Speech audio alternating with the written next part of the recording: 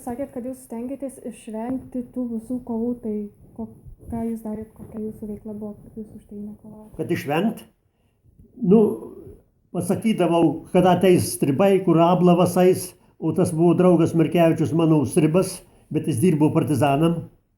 Jis neėjo dėl kariuomenės, kad neįtin kariuomenę, o aš su tuo stribu, kaip jis dirbo stribu, o prie vokiečių, tai mes buvom klapčiukai, prie bažnyčioj patarnavom prie mišių. Tai jis man perduodavo žinias, kada kur eis stribai, kada važiuos, o jisai stengėsi, kad neit su stribais į Ablavą, bet furmonaut, arkliais vežioti juos. Arkliais vežiojo tą Ablavą, tuos stribus į vežimą susodina ir veža. Ir paleidžia, kur tie eina Ablavą, o jisai grįžta, tai prisideda šovinių į tą vežimą savo draugės ir paskui grįždamas atiduoda partizanam šovinius. O kas jau blogai, ir kur eis Ablavas, tai pasako man. O aš pasakau partizanam ir taip vas išvengdavau. O tas stribas buvo labai gerai, kad jisai ten dirbo, jis davė žinias ir už tai išvengta tie visi susidūrimai. O išdavystių, kad pas Petkauskus buvo, pas Kazlauską tas partizanas ėjo maisto prašyti. Kad sušeltų valgyti, bet nebuvo ką valgyti. Reikia, kur pasiubagauji, tai tada ir turi ką valgyti, o jeigu nepasiubagausi, žmonės neduosi nėr kas valgyti. Tai baisus vargas buvo, žinau tą. Teko man su jais kartu ir būti, ir tėlių turėjau, ir nakvodavau, kada grįžti nuvažiavęs jau susivėlinį, tai nakvok. Tai nakvoju, tai gulim kartu, tai užpuolau tėlis, vyrai, žinai, žemėje gyveno, ne kambariuos, nei niekur, nei marškiniai neskalbti, nei nieks. Baisus vargas buvo. Partizanavimas baisus dalykas buvo.